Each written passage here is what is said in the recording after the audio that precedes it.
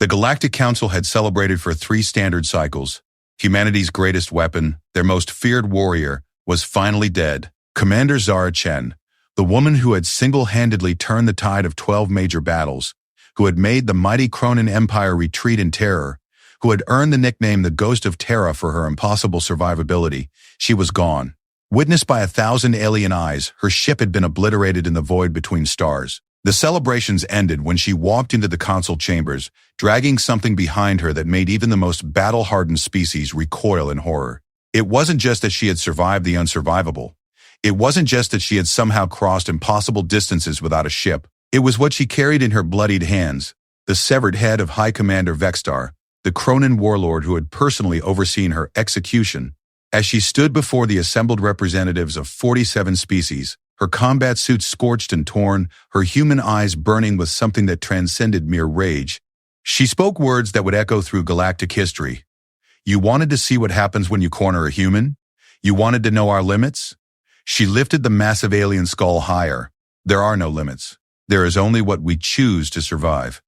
The room fell silent. In that moment, every alien present realized the same terrifying truth that the Cronin Empire had learned too late. Humanity didn't just refuse to die. They turned death itself into a weapon. This is the story of how one human woman became legend, and how the galaxy learned that the most dangerous thing you can do to a human is to make them angry and assume they're dead. The execution was supposed to be perfect. High Commander Vextar of the Cronin Empire had planned every detail with the precision that had made his species the terror of 3 galactic sectors. The human ship hung motionless in space, surrounded by 47 Cronin dreadnoughts in a formation that could obliterate a small moon. Inside that battered vessel was Commander Zara Chen, the woman who had made the Cronin Empire taste defeat for the first time in their 1,000-year expansion. Broadcasting on all frequencies, announced Communications Officer Thekra, his 4 arms dancing across holographic controls. Every species in the Council territories will witness this moment, the death of humanity's greatest champion. Vextar's mandibles clicked in satisfaction as he watched the tactical display. His exoskeleton, polished to a mirror shine and decorated with the bones of 100 different species, gleamed under the bridge lights. At 3 meters tall and built like a walking weapon, he was the perfect specimen of Cronin supremacy. His compound eyes, each the size of a human fist, tracked the energy readings from the surrounded vessel. Commander Chen, his voice boomed across the communication channel, translated into hundreds of languages and broadcast to every corner of known space. You have been a worthy adversary. Your species has shown remarkable tenacity for such a young race. But today, your rebellion ends. The response came immediately, transmitted from the human vessel. Zara's voice was calm, almost conversational. Vextar. I have to admit, 47 ships seems excessive for one human. Having trouble with confidence? A rumble of laughter echoed through the Cronin bridge. These humans and their primitive psychological warfare. Vextar had studied every battle record, every tactical analysis of Commander Chen's victories. She was dangerous because she was unpredictable, because she refused to follow the logical patterns of warfare that govern civilized species. But surrounded and outgunned 1,000 to 1, even human unpredictability had its limits. Your humor will not save you today, human. Surrender your vessel and we will grant you the honor of dying in single combat. Continue your defiance, and we will simply vaporize you where you float. That's a tempting offer, Vextar. Single combat sounds fun, but I have a counter-proposal. There was a pause, and when Zara's voice returned, there was something different in her tone. Something that made even the confident Cronin commander shift uneasily. How about I come to you instead? Before Vextar could respond, alarms began shrieking across the bridge. The tactical officer, a young Cronin named Dexka, looked up from his station with confusion written across his features. Commander, the human vessel, it's moving. Impossible. We've surrounded them completely. There's no escape vector. No, sir. They're not trying to escape. They're accelerating directly toward us. On the main display, the battered human ship had indeed begun moving. But this wasn't the desperate flight of a cornered animal. This was something else entirely. The vessel, a modified Earth Navy destroyer that should have been scrap metal after their last encounter, was accelerating at speeds that should have torn it apart. More importantly, it was aimed directly at the command ship. Ramming vector, announced Tactical. Impact in 37 seconds at current acceleration.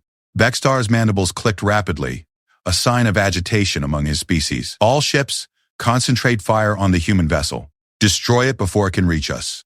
The space around Zara's ship erupted in brilliant weapons fire. Plasma beams, particle cannons, and quantum torpedoes converged on the tiny vessel from 47 different angles. For a moment, the ship disappeared entirely in the blinding light of overlapping energy weapons. When the light faded, there was nothing but empty space and dissipating energy clouds. "Target destroyed," reported Tactical, satisfaction evident in his voice. "The human ship has been completely vaporized. No debris larger than atomic particles detected." Vextar allowed himself a moment of satisfaction. 47 species would witness this moment. The death of humanity's champion would break the spirit of their resistance. The other young species would see what happened to those who defied Cronin's supremacy. Order would be restored. "Signal all vessels," he commanded. "Begin broadcast to the Council territories. Let them know that the human threat has been eliminated." But as he spoke, something nagged at his tactical mind. In all his battles with Commander Chen, she had never chosen the obvious path. When surrounded, she found a way to flank. When outgunned, she turned enemy weapons against each other. When facing impossible odds, she somehow made them work in her favor.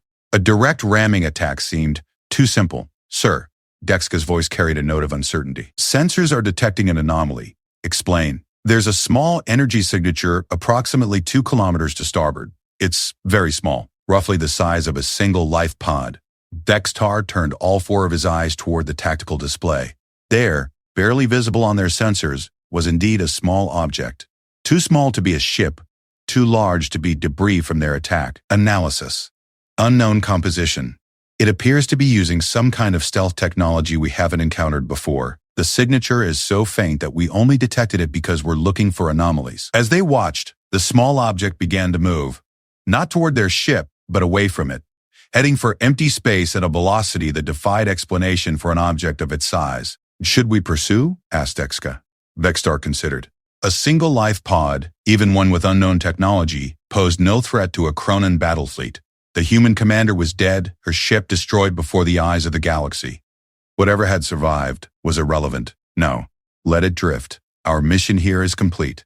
As the Cronin fleet began to disperse, their celebration broadcasts already reaching every corner of civilized space, none of them noticed the small object's true trajectory. It wasn't heading for empty space at all. It was heading for the edge of the system, where a debris field from an ancient battle provided perfect cover. Inside the modified escape pod, Zara Chen checked her life support readings and smiled grimly. The stealth modifications had worked perfectly. The Cronins had seen exactly what she wanted them to see: a direct, desperate attack followed by complete destruction. They had no idea that in the final seconds before impact, she had used the explosion of her own ship's self-destruct as cover to launch herself in a completely different direction. The pod was a masterpiece of human engineering that the Cronins couldn't even comprehend. While their technology focused on overwhelming firepower and impenetrable armor, humans had learned to excel at making the impossible possible with limited resources. The pod's life support could keep her alive for months.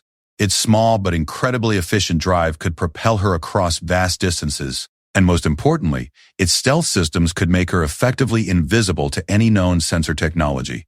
But survival was only the first step.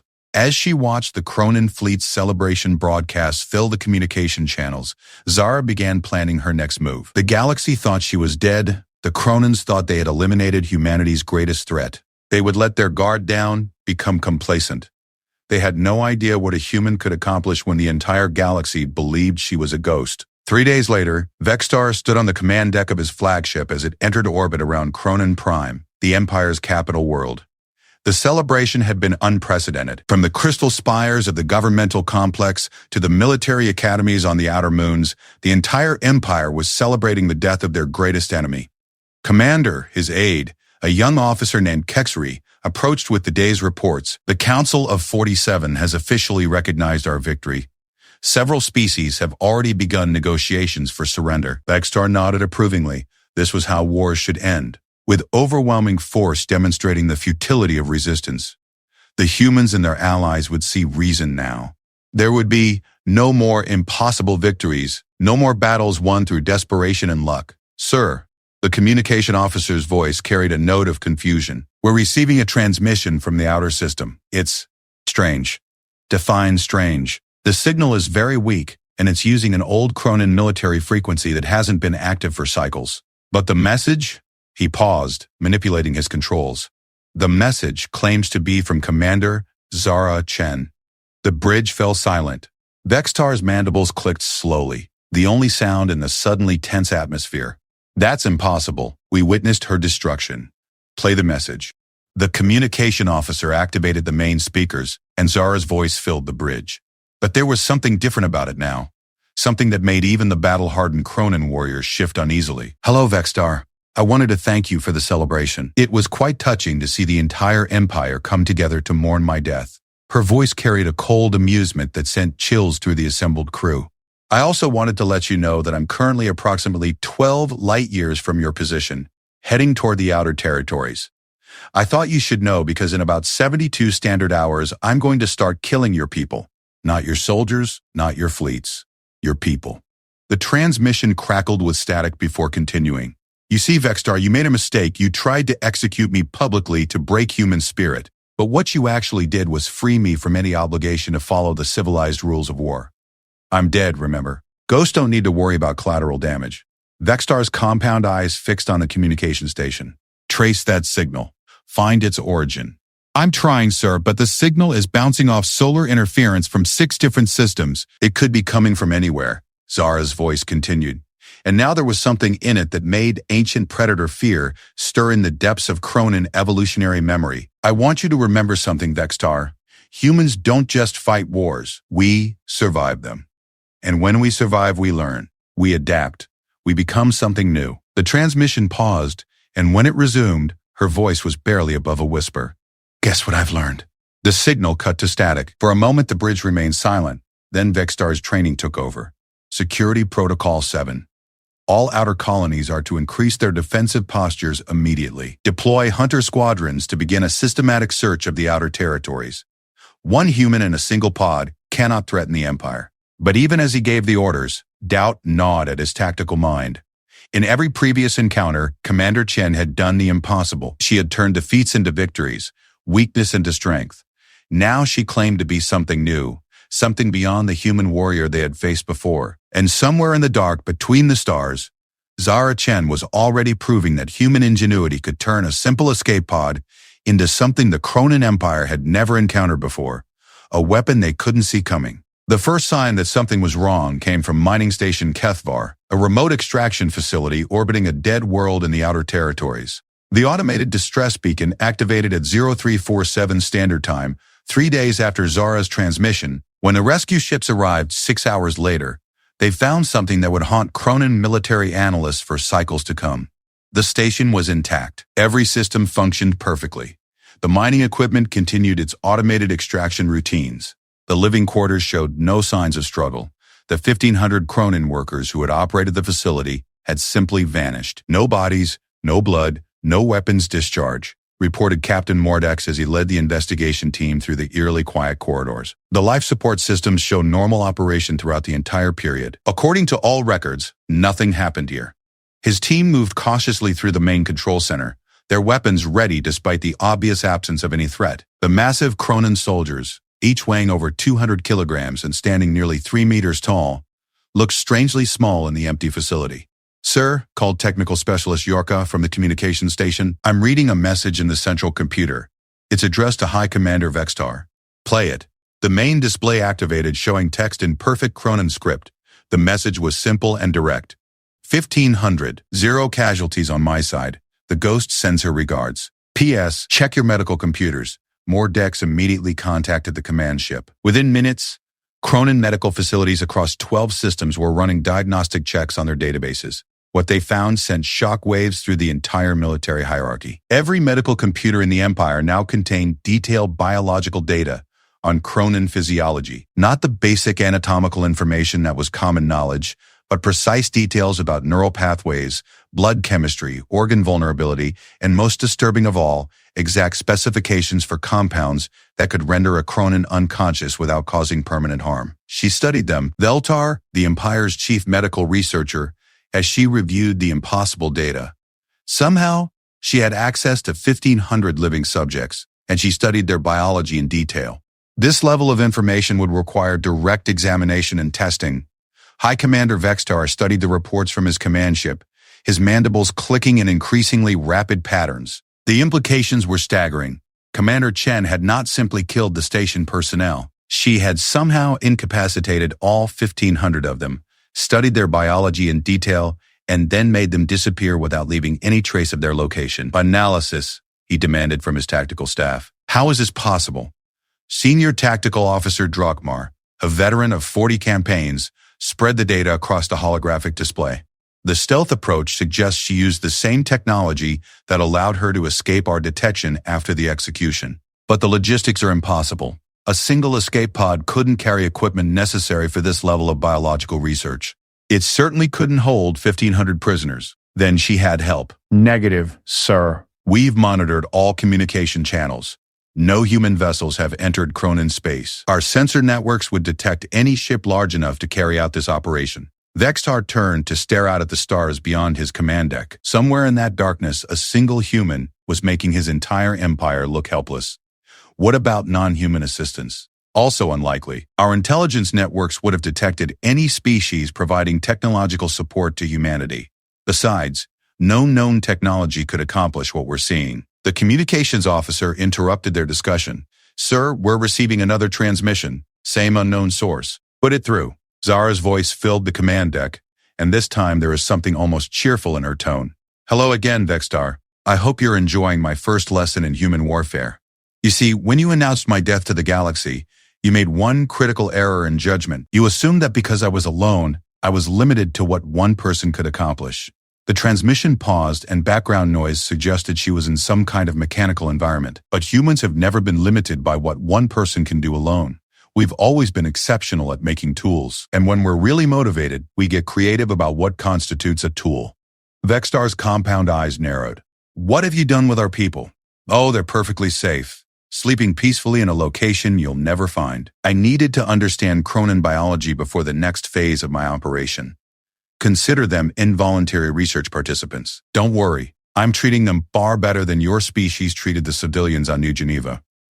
The mention of New Geneva sent a chill through the assembled officers. That had been one of Vextar's early victories in the human conflict, where they had made an example of a human colony that refused to surrender. The memory of 15,000 human civilians was not something the Empire discussed in their official records. You see, Vextar, I've learned something important about your species. You're not actually as tough as you pretend to be. Your exoskeletons can withstand incredible physical trauma, yes, but your nervous systems are remarkably vulnerable to specific biochemical compounds. Compounds that a human with the right knowledge and equipment could synthesize quite easily. The background noise in the transmission changed, suggesting she had moved to a different location. But I'm getting ahead of myself. Right now, I want to discuss my immediate plans. You've deployed hunter squadrons to search for me. 37 ships if my count is correct. That's going to make the next phase much more interesting. Command all vessels to return to defended positions immediately, Vextar ordered his communications officer.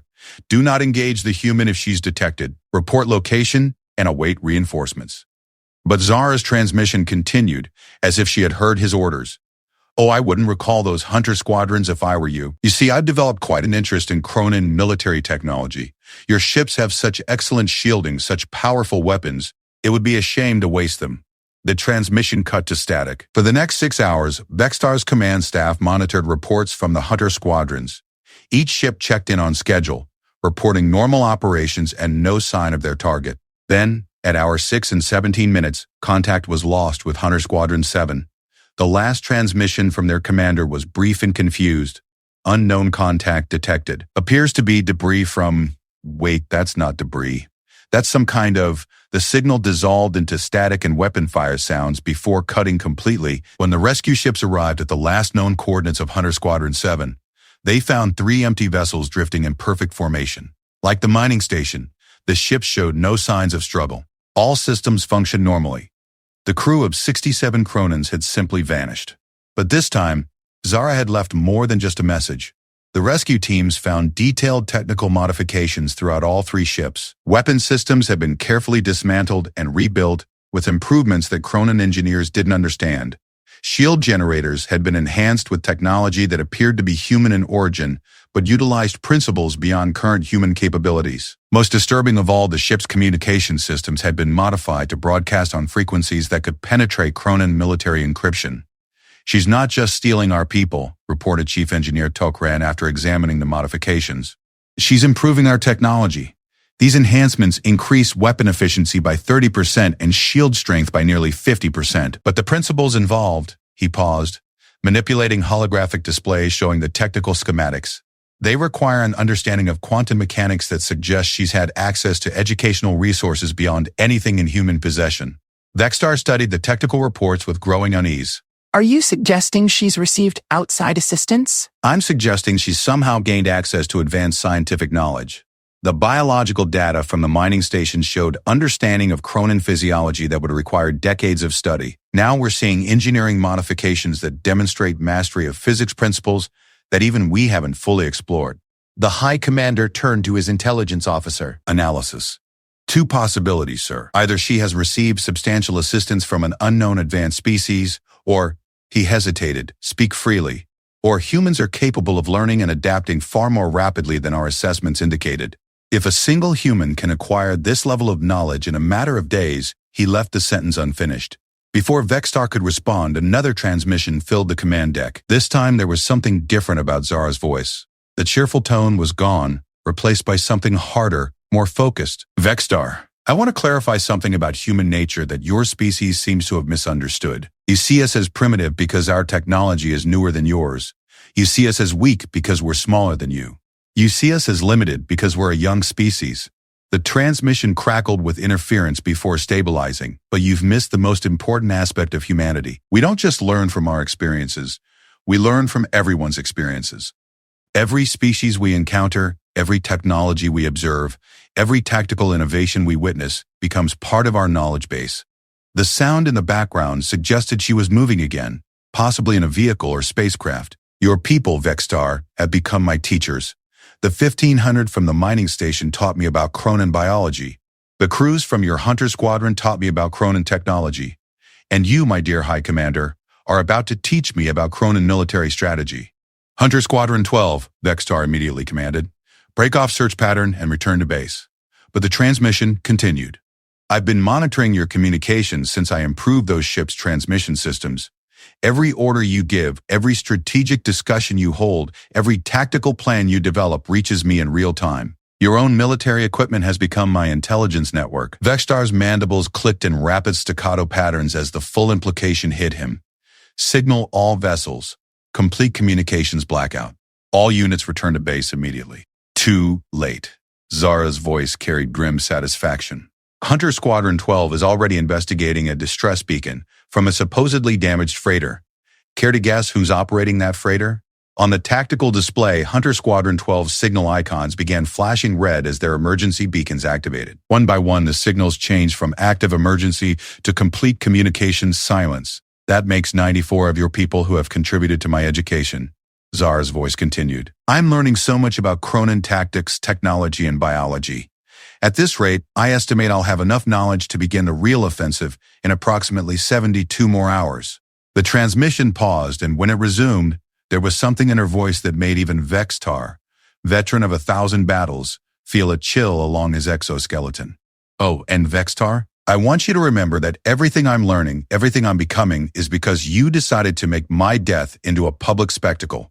You created this situation. You turned me into something beyond a human soldier. The transmission crackled with static. You turned me into something that learns from its enemies. Congratulations. You've just given birth to your own worst nightmare. As the communication cut to silence, Vextar stared at the tactical display showing the positions of his remaining forces. Somewhere in the darkness between those positions, a single human was growing stronger with each encounter, learning secrets that had taken his species millennia to develop. For the first time in his career, High Commander Vextar began to understand what human soldiers meant when they spoke of fear. The attack on the Cronin Military Academy came without warning. Fortress Guthmore had stood unconquered for 800 years, its massive defensive installations carved directly into an asteroid the size of a small moon. 300,000 of the Empire's elite soldiers trained within its armored halls, protected by shield generators powerful enough to repel an entire battle fleet. Commander Velshin was reviewing morning tactical exercises when every alarm in the fortress began shrieking simultaneously. His compound eyes focused on the command center displays, searching for the threat that had penetrated their legendary defenses. Report, he demanded, his massive form moving with surprising grace toward the main tactical station. Sir, replied Sensor Technician Morville, her voice carrying confusion rather than fear. We're detecting massive system failures throughout the fortress. Life support, defensive systems, communications array, everything is going offline in sequence. Enemy contact? Negative, sir. No vessels detected on approach. No weapons fire, no breach of our perimeter shields. The failures appear to be internal. Velshan's mandibles clicked rapidly as he studied the displays. In his 3 centuries of military service, he had never encountered a situation where fortress systems simply failed without external cause. Sabotage? Unknown, sir. Each system shows normal operation until the moment of failure. No evidence of tampering, no unauthorized access, no. Her voice trailed off as she stared at her instruments. Speak, sir. I'm reading a transmission originating from within the fortress. From Section 12, Level 7. Velshan's exoskeleton went rigid. Section 12 was the fortress's most secure area, containing classified research facilities and advanced weapons development laboratories. That's impossible. Section 12 has been sealed for maintenance for the past 10 days. The signal is definitely originating from that location, sir. Should I activate it? Before Velshan could respond, the transmission activated automatically. Zara Chen's voice filled the command center, but there was something different about it now. Gone was the taunting tone of her previous messages. This voice belonged to someone who had moved beyond anger into something far more dangerous. Complete professional focus. Good morning, Commander Velshan. I hope you'll forgive the intrusion, but your fortress contains some fascinating research data that I needed to examine personally. The tactical display showed a 3-dimensional map of the fortress, with red indicators marking the locations of system failures. As they watched, the failures spread in a pattern that suggested intimate knowledge of the facility's infrastructure. You see, Commander, your people have been developing some very interesting weapons technology, particularly the projects in Section 12 that deal with biological warfare agents designed specifically for use against non-Cronin species. Her voice carried cold professional judgment. I found the research data quite educational. Velshan activated his communication system. How did you penetrate our defenses? This fortress is impregnable. Impregnable assumes your enemy will attack from outside, Commander. But what if your enemy is already inside? What if your enemy spent the last 10 days studying every system, every weakness, every design flaw in your supposedly perfect fortress? The implication hit Velshan like a physical blow. The maintenance crews. Section 12 has been sealed for maintenance. Very good, Commander. Your missing maintenance crews have been quite helpful in explaining the fortress's vulnerabilities. Did you know that your life support systems have a design flaw that allows someone with the right knowledge to introduce airborne compounds directly into the atmospheric recycling network? As she spoke, automated systems throughout the fortress began reporting atmospheric anomalies. Not dangerous levels, but detectable changes in air composition that suggested something had indeed been introduced into the life support network. What have you done to my soldiers? Velshan demanded. Nothing permanent, Commander. The compound I've introduced is a mild sedative based on the research data I acquired from your missing crews. Your soldiers are simply going to sleep for a while, long enough for me to complete my real objective here. Emergency reports began flooding the command center. Throughout the fortress, Cronin soldiers were reporting sudden fatigue and disorientation. Within minutes, the reports changed to soldiers collapsing at their posts, unconscious but showing normal, vital signs. My real objective, Commander, is education. Your fortress contains 300 years of Cronin military tactical doctrine. Your computer systems hold strategic plans for the next phase of your empire's expansion. Your research facilities contain weapons technologies that could change the nature of warfare throughout the galaxy. Velshan watched in horror as his command staff began succumbing to the airborne agent. One by one, the massive Cronin warriors slumped over their control stations, unconscious but breathing normally. You can't possibly process that much information. But that's where you're wrong, Commander. You see, one thing I learned from studying your people is that Cronin computer systems are remarkably sophisticated. Your artificial intelligence networks are actually more advanced than most species realize. With the right modifications, they become excellent teachers. The main display shifted to show internal security feeds from throughout the fortress. In laboratories and computer centers, they could see a lone human figure moving between workstations with impossible efficiency. Zara had somehow interfaced human technology with Cronin computers, creating hybrid systems that processed information at speeds neither species had achieved independently. I'm downloading everything, Commander. 3 centuries of military doctrine, strategic planning, weapons research, biological warfare development, advanced physics applications, all of it. Your fortress isn't just falling to a human attack, it's becoming a human university. Velshan felt the effects of the sedative beginning to affect his own system. His massive frame swayed as he struggled to remain conscious. The Empire will track you down. Vextar will. Oh, Commander, I'm counting on Vextar tracking me down. In fact, I want to discuss something with you before you fall asleep. You see, I've learned enough about Cronin psychology to understand how your species thinks. You believe in overwhelming force, direct confrontation, and the supremacy of superior firepower. The security feeds showed Zara connecting some kind of portable device to the fortress's main computer core. Data streams flowed across displays at impossible speeds as she downloaded the accumulated knowledge of centuries. But humans think differently, Commander. We believe in adaptation, improvisation, and using our enemy's strength against them. Right now, High Commander Vextar is planning a massive assault to retake this fortress. He's assembling the largest battle fleet in Cronin history to ensure my destruction. Velshan's vision began to blur as the sedative took full effect. You can't escape. I don't intend to escape, Commander. I intend to graduate. When Vextar arrives with his fleet, he's going to find that his greatest fortress has become my greatest weapon. Every system, every defensive installation, every weapon that he's counting on to destroy me will be under my control. The transmission continued as Velshan lost consciousness. You see, the difference between humans and Cronons is simple. When you capture an enemy fortress, you use it to control territory. When humans capture an enemy fortress, we turn it into a trap. When Velshan awakened 6 hours later, he found himself in the fortress's medical bay along with every other Cronin soldier from the facility. They were all alive, unharmed, and completely unrestrained. The fortress systems functioned normally, showing no sign of the catastrophic failures from earlier. But when he accessed the computer systems, Velshan discovered the true scope of what had occurred. Every database had been copied, every research project had been downloaded, every strategic plan had been transmitted to an unknown location. 300 years of Cronin military development had been stolen by a single human in a matter of hours. More disturbing was what she had left behind. The computer systems now contained detailed analyses of Cronin tactical doctrine, written from a human perspective and identifying weaknesses that Cronin strategists had never considered. Weapon systems had been modified with human innovations that improved their effectiveness against Cronin targets. Most shocking of all, the fortress's defensive systems had been reprogrammed with new targeting protocols that made them equally effective against Cronin vessels as against enemy ships. She turned our own fortress against us, Velshan reported to High Commander Vextar when communications were restored. But more than that, she's demonstrated capabilities that suggest she's no longer operating within normal human parameters. The speed at which she processed our data, the complexity of the modifications she made to our systems, the depth of analysis she produced, it suggests she's somehow enhanced her own cognitive capabilities.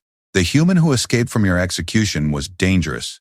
The entity that attacked this fortress is something entirely different. Vextar studied the reports from his command ship already en route to the fortress with a fleet of 200 vessels. The largest military force ever assembled by the Cronin Empire was converging on a single target. Enhanced how? Unknown, sir. But the evidence suggests she's found a way to interface directly with computer systems, processing information at electronic speeds rather than biological speeds. If that's accurate, she's no longer entirely human. The transmission was interrupted by a familiar voice broadcasting on all frequencies.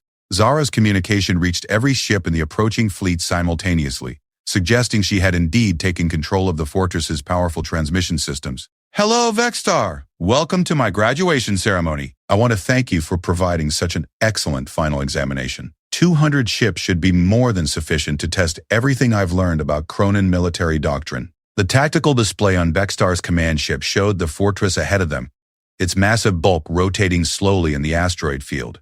It looked exactly as it had for 8 centuries, an impregnable military installation that had never fallen to enemy attack. You see, Vextar, I've had an interesting few days. I've learned how your people think, how your technology works, how your military operates, but most importantly, I've learned how to improve on all of it. As the fleet approached weapons range, the fortress's defensive systems activated, but instead of the familiar Cronin weapon signatures, the energy reading showed something entirely new. Human modifications had transformed Cronin weapons into hybrid systems that operated beyond the design parameters of either species. I want you to understand something, Vexstar. When you executed me, you thought you were eliminating humanity's greatest weapon. But what you actually did was remove my limitations. Dead people don't have to follow the rules. Ghosts don't have to show mercy. And humans who have been pushed beyond their breaking point, well, we become something new entirely. The first weapons exchange lit up the space around the fortress as Vexstar's fleet opened fire with enough firepower to shatter a planet. But the fortress's shields, enhanced with human innovations, held against the assault while returning fire with weapons that no Cronin engineer had ever designed. Welcome to school, Vexstar. Class is now in session. The battle for Fortress Guthmore became the deadliest engagement in Cronin military history. Not because of the casualties, though those were unprecedented, but because of what it revealed about the nature of warfare when humans stopped playing by civilized rules. High Commander Vexstar had brought 200 of the Empire's finest warships to destroy a single human operating from a captured fortress. The fleet represented the accumulated military might of 12 star systems, enough firepower to reduce entire worlds to molten slag. By every tactical calculation, the engagement should have lasted minutes. It lasted 14 hours. Report, Vexstar commanded from his flagship's bridge as the 18th wave of attacks crashed against the fortress's impossible defenses. Sir, replied his tactical officer, exhaustion evident in his voice. We've lost 37 vessels. The fortress's defensive systems are operating at efficiency levels that our analysts classify as impossible. Their shields are absorbing energy and somehow redirecting it to strengthen their weapons output. Vexstar studied the tactical displays with growing disbelief. The fortress hung in space like a mechanical predator, its modified weapons systems reaching out across impossible distances to strike his ships with precision that defied explanation. More disturbing, the weapons seemed to learn from each exchange, adapting their targeting and energy output to counter whatever defensive measures his fleet employed. Sir, the communications officer interrupted, we're receiving another transmission from the fortress. Put it through. Zara's voice filled the bridge, but it carried undertones that suggested she was speaking through multiple communication systems simultaneously. Her words seemed to come from the fortress itself rather than from a single person hidden within it. Are you enjoying the lesson, Vexstar? Your fleet has provided excellent data on Cronin battle tactics. I particularly appreciate the way your commanders continue to rely on overwhelming firepower despite clear evidence that this approach isn't working. On the main display, the fortress rotated to bring fresh weapon batteries to bear on the fleet, but these weren't the same weapons that had been firing for the past 14 hours. Each new battery showed different energy signatures, suggesting that Zara had been modifying and improving the fortress's armaments throughout the battle. You see, Vexstar, your species has a fundamental flaw in your approach to warfare. You assume that superior technology and greater numbers guarantee victory, but humans learned long ago that the most dangerous enemy is one who adapts faster than you can compensate. As she spoke, the fortress launched something entirely new, a wave of small objects that moved with impossible agility through the space between the fortress and the fleet. Vexstar's tactical officers initially dismissed them as debris or decoys. They were wrong. Proximity alarms throughout the fleet, reported the sensor officer. Unknown objects approaching all vessels. They're too small to target effectively and moving at velocities that suggest guided systems. Defensive fire, all ships, Vexstar ordered. But the small objects seemed to anticipate every defensive measure. They weaved between weapons fire, adjusted their trajectories to avoid collision courses, and attached themselves to ship hulls with magnetic precision. Within minutes, every vessel in the fleet carried multiple unknown devices. Analysis, Vexstar demanded. The objects appear to be some kind of hybrid technology, Cronin components interfaced with unknown systems. They're not explosive, sir. They seem to be scanning our ships. Zara's transmission resumed, and this time her voice carried dark amusement. Surprised, Vexstar? You shouldn't be. I told you that I've been learning about Cronin technology. These little devices represent the graduation project for my advanced engineering course. The scanning devices attached to the fleet's hulls began transmitting data back to the fortress at electronic speeds. Every ship's specifications, defensive capabilities, crew complement, and tactical systems were being analyzed in real time. Each device contains computer processors built from Cronin components, but programmed with human adaptive algorithms. They're learning your ship's weaknesses as we speak. More importantly, they're sharing that information with the fortress's weapon systems. As if to demonstrate her point, The fortress's next weapons barrage struck with surgical precision. Energy beams penetrated shield frequencies that had been classified as impenetrable. Projectile weapons found structural weak points that Cronin engineers had thought were impossible to target. In minutes, 6 more ships were disabled and drifting. The wonderful thing about human learning, Vextar, is that we don't just accumulate information. We synthesize it. We combine knowledge from different sources to create solutions that neither source could achieve independently. Vextar activated his fleet's emergency protocols. All ships, prepare for coordinated withdrawal. We're pulling back to regroup. But as the fleet began to disengage, they discovered that Zara had anticipated this maneuver as well.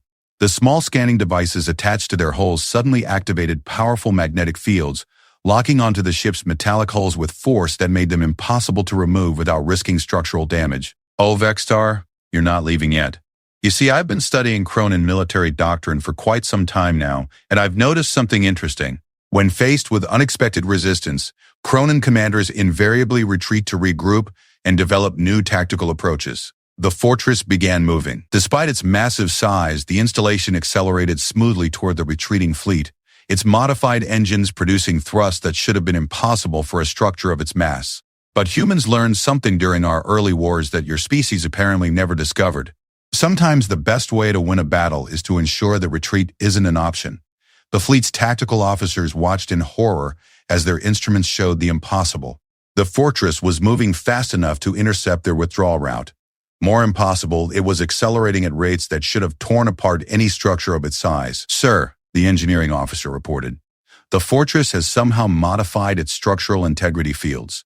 It's using technology that allows it to function as both a military installation and a mobile weapons platform. We've never seen anything like it. Vextar stared at the tactical display as the fortress closed the distance to his fleet. How is one human accomplishing this? His answer came in the form of internal security footage that somehow appeared on his command screens. The images showed the interior of the fortress, where Zara Chen moved between massive computer interfaces with inhuman efficiency. But she wasn't simply operating the systems. She was physically connected to them. Cables and neural interfaces linked her directly to the fortress's computer networks. Her eyes showed no iris or pupil, only the blue-white glow of active data streams. Her movements were too fast, too precise, too coordinated to be entirely biological. What you're seeing, Vextar, is the next stage of human evolution.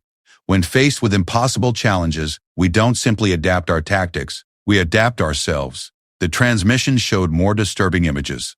Throughout the fortress, human-built devices interfaced with Cronin technology to create hybrid systems that operated beyond the capabilities of either species.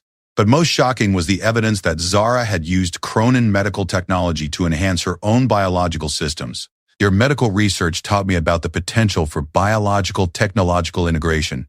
Your computer system showed me how to process information at electronic speeds. Your military doctrine revealed the weaknesses in your tactical thinking. The fortress was now close enough that its secondary weapons could target the fleet, but instead of continuing the attack, it simply held positions surrounding the Cronin vessels with a sensor network that tracked their every movement. But the most important lesson, Vextar, came from studying your psychological profiles. Cronins are creatures of hierarchy and dominance. You respond to superior force by seeking to become superior force. You understand strength and respect power. New images appeared on Vextar's screens, showing the interior of ships throughout his fleet. The scanning devices attached to their hulls had somehow penetrated the vessel's hulls and were spreading through the ships like technological infections. So let me demonstrate power, Vextar. Let me show you what happens when human creativity is unleashed from all restraints. Throughout the fleet, Cronin soldiers reported that their own ship's systems were beginning to operate independently. Weapon systems activated without commands. Life support systems modified their atmospheric composition. Computer systems displayed data in languages that combined Cronin script with human mathematics to create hybrid information that neither species could process alone. Your fleet is now part of my network, Vextar. Your ship's computers are running human-modified programs. Your weapon systems are responding to my tactical algorithms. Your crews are breathing atmospheric mixtures that include compounds designed to enhance cognitive function and reduce aggressive responses. Vextar realized with growing horror that his entire fleet had become an extension of the fortress's capabilities. The human had not just captured a Cronin military installation, she had transformed his attack force into additional components of her technological network. The choice is simple, Vextar. You can continue to fight using tactics that I've already analyzed and countered, or you can surrender and learn something new about the universe. Never, Vextar replied through his communication system. The Cronin Empire does not surrender to humans. I was hoping you'd say that, Zara responded, and there was something in her voice that transcended human emotion entirely. Because I want to show you what happens when a human stops thinking like a human. The fortress's weapons systems activated, but instead of destroying the fleet, they began something far more disturbing. Energy beams locked onto each ship with surgical precision, penetrating their hulls at specific points to access critical systems without causing catastrophic damage. Within minutes, every vessel in the fleet was completely disabled but structurally intact. More importantly, every Cronin soldier aboard those ships was unconscious but unharmed, affected by atmospheric compounds that had been precisely calibrated to Cronin biology. 1,400 ships worth of crew members, Vextar, all sleeping peacefully while I download the contents of their neural networks. By the time they wake up, I'll know everything they know about Cronin military operations, strategic planning, and command protocols. The fortress began moving again, but this time it was pulling the disabled fleet along with it, using tractor beams that operated on principles beyond current Cronin understanding. Where are you taking my ships? Home, Vextar. I'm taking them home. You see, I've learned enough about Cronin technology and tactics to begin the final phase of my education. It's time to enroll in graduate school. The transmission shifted to show star charts displaying the route to Cronin Prime, the Empire's capital world. My thesis project is going to be quite ambitious. I plan to demonstrate that a single human, properly educated and adequately motivated, can accomplish what entire civilizations believe to be impossible. As the fortress and the captured fleet began their journey toward the heart of the Cronin Empire, Vextar realized that everything he thought he knew about warfare, about humans, about the nature of conflict itself, had become obsolete. Sweet dreams, Vextar. When you wake up, class will begin in earnest. The Galactic Council chambers had never hosted an emergency session quite like this one. Representatives from 47 species filled the massive amphitheater, their various forms creating a tapestry of evolutionary diversity that normally celebrated the peaceful cooperation of civilized worlds. Today, that diversity was united by a single emotion: terror. Ambassador Theckrell of the Andromedan Collective activated the central holographic display, showing tactical readings that defied everything the assembled species thought they knew about interstellar warfare. The readings are confirmed by 17 independent sensor networks. A single human operating from a modified Cronin fortress has captured and is currently controlling a fleet of 200 Cronin warships. Murmurs of disbelief rippled through the chamber in dozens of different languages. The Cronin Empire had been the galaxy's dominant military power for over a millennium. The idea that their greatest fleet had been defeated by a lone human was beyond comprehension. More disturbing, continued Theckrell, is the trajectory analysis. The captured fleet is heading directly for Cronin Prime at maximum velocity. Estimated arrival in 70 to standard hours. Chancellor Vexmoth of the Centauri Alliance raised one of her forearms for recognition. What are the Empire's defensive capabilities against this threat? Admiral Morgek, the Cronin Empire's representative, struggled to maintain his species' characteristic composure. His massive exoskeleton showed stress fractures that betrayed his emotional state. Our home system is defended by 500 vessels and the most powerful planetary shield generators in the galaxy. However, he paused, accessing data streams that made his compound eyes flicker with reflected light.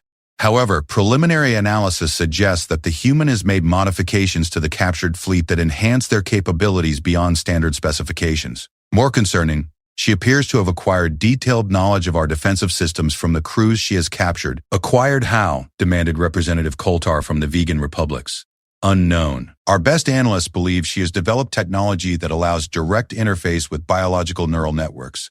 She can literally download the memories and knowledge of captured personnel. The chamber fell silent as the implications registered. Every species present had engaged in conflicts where prisoners were taken. The idea that an enemy could steal the accumulated knowledge and experience of captured soldiers opened tactical possibilities that no civilization had prepared for. Furthermore, Morgek continued reluctantly, we have received communication from the human. She has requested permission to address this council directly. Absolutely not, declared Ambassador Zethka of the Rigelian Empire. We do not negotiate with terrorists. I would remind the ambassador, came a familiar voice that seemed to emanate from the chamber's communication systems themselves, that I was officially executed by your military observers. Dead people can't be terrorists. Every being in the chamber froze as Zara Chen's voice filled the space. The communication systems showed no incoming signal, no external transmission source. Her voice simply existed within their technology as if it had always been there. Besides, the voice continued with dark amusement, I'm not here to negotiate. I'm here to defend my thesis. The central holographic display activated without any command from the Council's technical staff. Images appeared showing the interior of a Cronin fortress that had been transformed into something entirely new. Human technology interfaced with Cronin systems to create hybrid installations that operated beyond the capabilities of either species. Honored representatives, I present my doctoral thesis on the subject of applied xenopsychology, with particular emphasis on the tactical applications of accelerated learning algorithms and biological technological integration. More images appeared, showing detailed analyses of 47 different species, military capabilities, social structures, and technological development patterns. The depth of information was staggering, representing centuries of accumulated knowledge about every civilization represented in the chamber. My research question was simple. Can a single individual, when properly motivated and adequately educated, achieve military objectives that entire civilizations believe to be impossible? As you can see from the evidence, the answer is definitively yes. Admiral Morgek activated his communication system. What do you want, human? Want. An interesting question, Admiral. What I want is no longer relevant. You see, when your High Commander decided to execute me publicly, he didn't just kill Zara Chen, human military officer. He gave birth to something entirely new. The holographic display shifted to show technical schematics of the modifications she had made to her own biological systems. The assembled representatives stared in horror at diagrams showing human neural tissue integrated with computer processors, organic systems enhanced with mechanical components, and cognitive capabilities expanded beyond biological parameters. I want to share something I learned during my education. Every species in this galaxy has developed according to certain assumptions about the nature of consciousness, technology, and the relationship between organic life and artificial intelligence. Humans, being a young species, have fewer preconceptions about these boundaries. New images appeared showing the captured Cronin fleet, but now the ships were visibly different. Their hull configurations had been modified. Their weapon systems showed energy signatures that didn't match any known technology, and their movement patterns suggested coordination at a level that transcended traditional fleet tactics. The result of my research is this. When human adaptability is combined with advanced alien technology and unlimited motivation, the resulting entity transcends the limitations that govern civilized warfare. Chancellor Vexmoth found her voice. You're threatening the entire galactic order. Am I? Or am I demonstrating the next stage of evolutionary development? You see, representatives, I didn't choose this path. Your civilizations chose it when you decided that humans were an acceptable target for elimination. The display showed star charts marking the locations of every human colony, every Earth Navy vessel, every human settlement throughout the galaxy. Red indicators marked colonies that had been attacked by various alien species during the current conflict. 15 million human civilians have died in this war that your species initiated. My execution was intended to break human resistance by destroying our military leadership. Instead, it removed the last restraints on human development. Admiral Morgek's voice carried desperate authority. The Cronin Empire is prepared to discuss terms. Terms? Zara's voice carried something that transcended amusement and approached cosmic irony. Admiral, you still don't understand. Admiral, you still don't understand. I'm not here to discuss terms. I'm here to graduate. The holographic display shifted to show real-time images of Cronin Prime's defensive installations. The assembled representatives watched in disbelief as the planet's supposedly impregnable shield generators began displaying system malfunctions. You see, Admiral, while you've been focused on the captured fleet approaching your homeworld, I've been conducting additional research. Your planetary defense systems have a fascinating vulnerability. Like most Cronin technology, they rely on quantum communication networks for coordination. More images appeared, showing technical modifications to communication satellites throughout the Cronin home system. And quantum communication networks, as it happens, can be modified by someone with sufficient understanding of both human computer science and Cronin engineering principles. The implications hit the assembled representatives simultaneously. If she could control the planetary defense systems, the approaching fleet wouldn't need to overcome Cronin Prime's shields. The shields would simply be deactivated. I want to clarify something for all of you, Zara's voice continued, and now it carried the weight of absolute certainty. I am no longer operating within human parameters. I have become something new, something that combines the best aspects of multiple species evolutionary development. The central display showed a three-dimensional model of the galaxy, with human colonies marked in blue and the territories of the 47 council species marked in various other colors. My research has identified the optimal solution to the current interstellar conflict. Representative Coulter activated his communication system.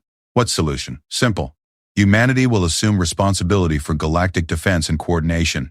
Your species will maintain autonomy over your internal affairs, but military and technological development will be subject to human oversight. The chamber erupted in outraged responses from dozens of species.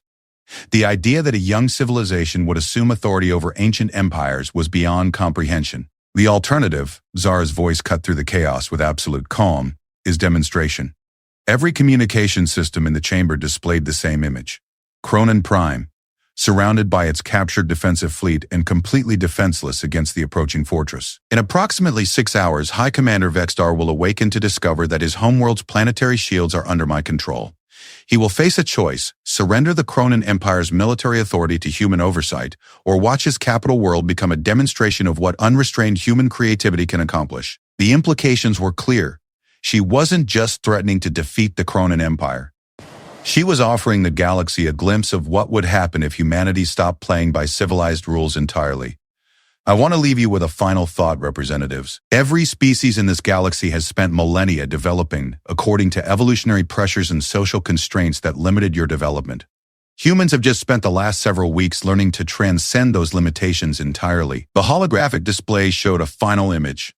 Zara Chen as she existed now, standing within the modified fortress, with technological interfaces that connected her directly to computer networks spanning multiple star systems. She was no longer entirely human, no longer entirely artificial, but something new that combined the best aspects of biological and technological intelligence. Class dismissed. Your homework assignment is simple. Decide whether you want to learn from humanity's example or become the next object of our education. The communication systems went silent, leaving the assembled representatives of 47 civilizations to contemplate a future where the galaxy's youngest species had become its ultimate authority. 6 hours later, High Commander Vextar stood on the command deck of his flagship in orbit around Cronin Prime, watching as the most powerful military force in galactic history simply surrendered. Not through defeat in battle, not through political negotiation, but through the terrifying recognition that they faced something beyond their ability to comprehend or counter. As he watched Zara's fortress take position at the edge of the system, surrounded by his own converted fleet, Vextar began composing the transmission that would change the course of galactic history. The message was simple. The Cronin Empire formally requests terms for the transfer of military authority to human oversight. The response came immediately, broadcast on every frequency in the system. Terms accepted. Welcome to the human era. And in the depths of space, surrounded by the converted technology of a dozen different species, Zara Chen smiled with satisfaction that transcended human emotion entirely. Her education was complete. Now it was time to begin teaching.